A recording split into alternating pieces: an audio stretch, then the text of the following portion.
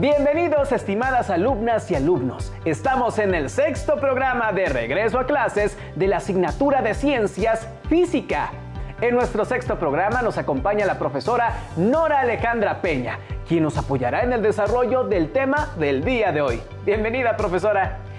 Gracias, Enrique. Me da mucho gusto poder participar en esta sesión y les envío un cordial saludo a todas las alumnas y alumnos que nos acompañan el día de hoy. La sesión de hoy se titula Gráficas de caída libre. Con el apoyo de la maestra Nora realizaremos la gráfica de la caída libre de un objeto. Los materiales que utilizará son lápiz y goma, colores y cuaderno, de preferencia de hojas cuadriculadas. Te sugerimos que tomes en cuenta las siguientes evidencias de trabajo: tabla de valores, gráfica de la caída libre de un objeto. Para facilitar este trabajo, no olvides tomar notas de las ideas principales de tus reflexiones y de las preguntas que surjan durante el desarrollo del tema. Bueno, si ya tenemos todo, entonces, ¿qué le parece, maestra, si comenzamos? En sesiones anteriores estudiamos dos tipos de movimientos: el movimiento rectilíneo uniforme de un objeto y el movimiento uniformemente acelerado. También identificamos las características de cada uno de ellos. Para recordarlas e iniciar con el tema, te invitamos a que observes el siguiente video. En la vida cotidiana podemos observar la manera en que algunos cuerpos inician su movimiento, desde estar en una posición en reposo y poco a poco van aumentando su velocidad. Te invito a que revises el siguiente experimento. Para realizar este experimento utilizaremos los siguientes materiales: un balín metálico, un riel de 1 metro, un celular, cinta adhesiva, un flexómetro o 1 metro, 3 libros para inclinar el riel. Colocaremos el riel sobre 3 libros para que esté inclinado. Siguiendo la trayectoria del recorrido del riel, haremos marcas sobre el piso a partir del final del riel, cada 10 centímetros hasta completar 2 metros. Ahora, acomodemos el balín en la parte superior del riel para que ruede libremente por él.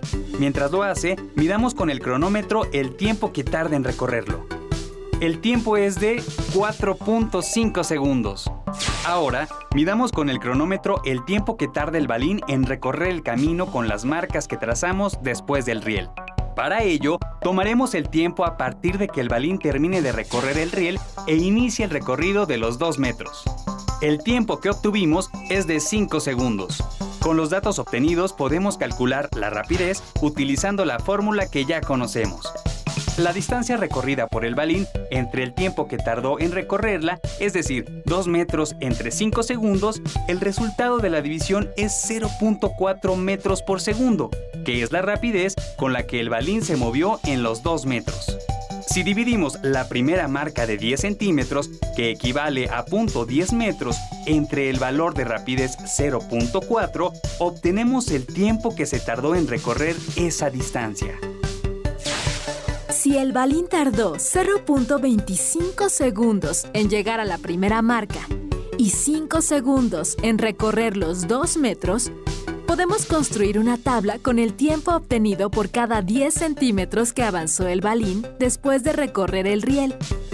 La tabla quedaría de la siguiente manera. La gráfica que se obtiene representa el movimiento rectilíneo uniforme de un balín que tiene una rapidez de 0.4 metros por segundo, lo que permite ver que el balín siguió una trayectoria rectilínea y su rapidez fue constante sobre el piso. Es decir, recorrió distancias iguales en iguales intervalos de tiempo. Ya vimos qué rapidez tiene un balín en realizar un recorrido en cierta distancia. Pero, ¿en el riel? ¿Su aceleración se mantiene constante o va cambiando durante el recorrido? Para responder a la pregunta, debemos obtener la aceleración del balín, partiendo del tiempo en que se desplazó por el riel, con qué velocidad inicia y la velocidad final que alcanza.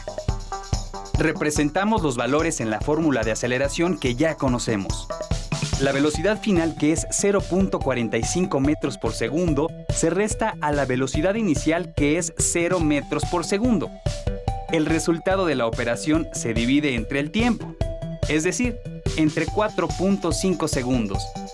Así se obtiene una aceleración de 0.1 metros por segundo al cuadrado. Con base en los resultados obtenidos, sabemos que el balín tuvo un movimiento uniformemente acelerado.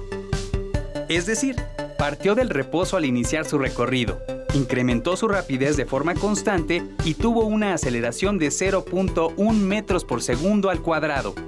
En la siguiente tabla puedes ver la velocidad que adquirió el balín en el plano inclinado de acuerdo con el tiempo, lo cual se puede representar en la siguiente gráfica. Observa en la gráfica el incremento de la velocidad a través del tiempo que recorre el balín. ¿Cuál sería la distancia del balín en cada segundo recorrido en el riel? Para calcular la distancia del balín ocuparemos la siguiente fórmula. En un segundo multiplicamos la aceleración 0.1 metros por segundo al cuadrado por un segundo elevando al cuadrado. El resultado se divide entre 2. Si repetimos la operación por cada segundo recorrido, obtenemos las siguientes cantidades representadas en la siguiente tabla. Ahora podemos utilizar los resultados que obtuvimos para elaborar la gráfica. Los puntos que se intersectan entre el tiempo y la distancia representan el movimiento uniformemente acelerado del balín, que tiene una aceleración de 0.1 metros por segundo al cuadrado. Alumnas y alumnos, gracias por acompañarnos a ver este video. Profesora, con el video, ¿qué información nos puede ser útil para construir nuestra gráfica de caída libre? Para empezar, en el video podemos identificar los dos movimientos mencionados al inicio de la sesión, es decir, movimiento rectilíneo uniforme y movimiento uniformemente acelerado. Enrique, ¿lograste identificar en el video las características de cada uno? Pues no soy un experto, pero sí pude describir las características del más fácil, es decir, del movimiento rectilíneo uniforme, y podemos resumirlo en 3 puntos. 1. Su velocidad es constante. Esto quiere decir que recorre distancias iguales en intervalos iguales de tiempo. 2. La tabla de datos de este movimiento involucra únicamente distancia y tiempo. Y 3. La gráfica que representa este movimiento y que se obtiene de la tabla anterior es una línea recta. Pues mira que sí pusiste atención, Enrique. Entonces a mí me toca recordarles a los estudiantes las características del movimiento uniformemente acelerado que se presenta en el riel. 1.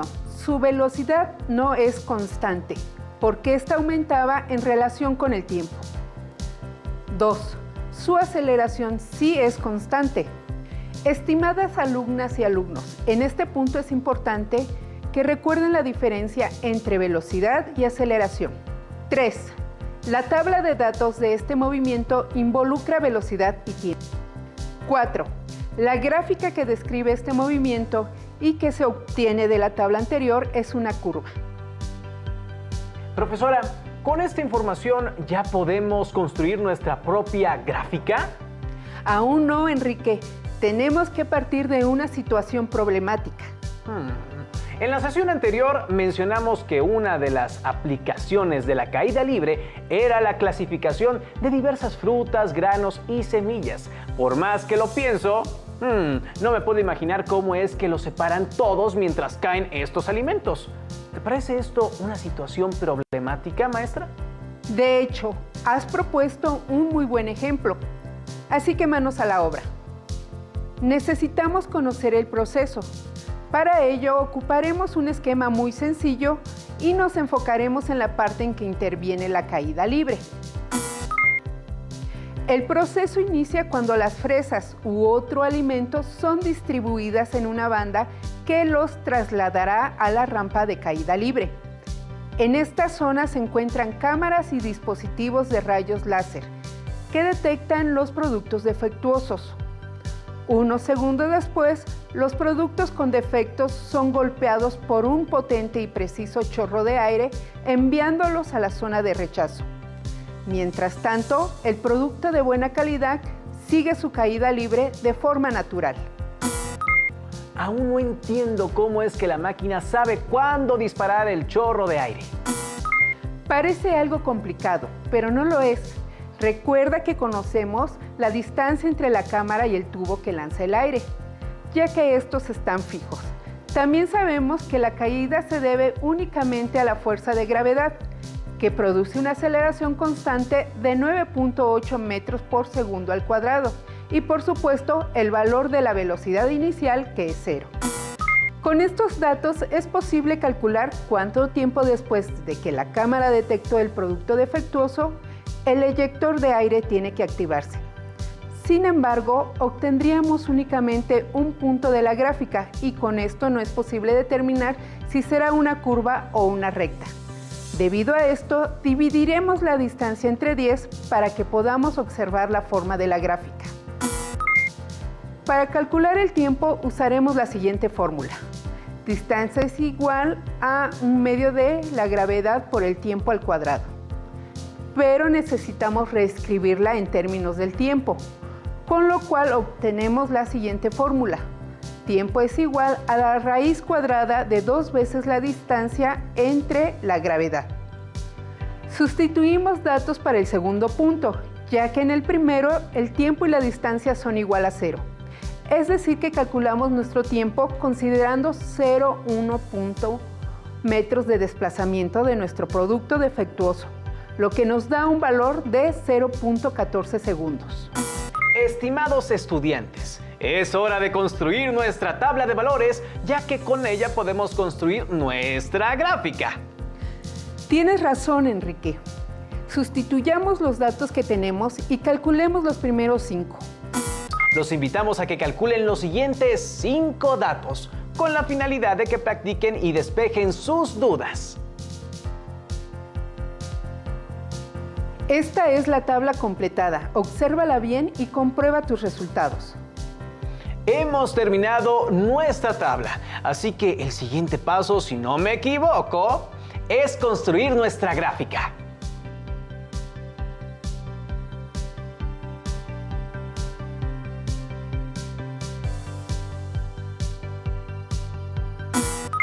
Efectivamente, Enrique, tenemos todos los valores para construirla. Solo debemos recordarles a nuestras alumnas y alumnos que los valores de tiempo se ubican en el eje horizontal y los valores de distancia en el eje vertical. Al igual que en el ejemplo anterior, graficaremos los primeros 5 puntos. Te pedimos que intentes graficar los siguientes 5 puntos. Esto te permitirá identificar los puntos que hay que retroalimentar para que mejores tu aprendizaje. Estos son todos los puntos graficados. Finalmente te pedimos que describas qué forma tiene tu gráfica. ¿Es una recta? ¿Es una curva? ¿Una línea horizontal? ¿Qué significa esta forma? ¿Cómo se diferencia de la gráfica de movimiento rectilíneo uniforme? ¿A qué distancia de la cámara está el disparador de aire? Considerando esta distancia, ¿cuánto tiempo después de que se detectó el alimento defectuoso debe dispararse el chorro de aire? Para terminar, te invitamos a que te reúnas con tu familia y entre todos lleven a cabo el experimento del riel inclinado. También puedes pedirles que te ayuden a investigar si existe otro tipo de gráfica que describa un fenómeno de la física. Maestra Nora, le agradezco mucho su intervención en el programa y a nuestros estimados alumnas y alumnos los invito a encontrarnos en el próximo programa. ¡Hasta pronto! Si tienes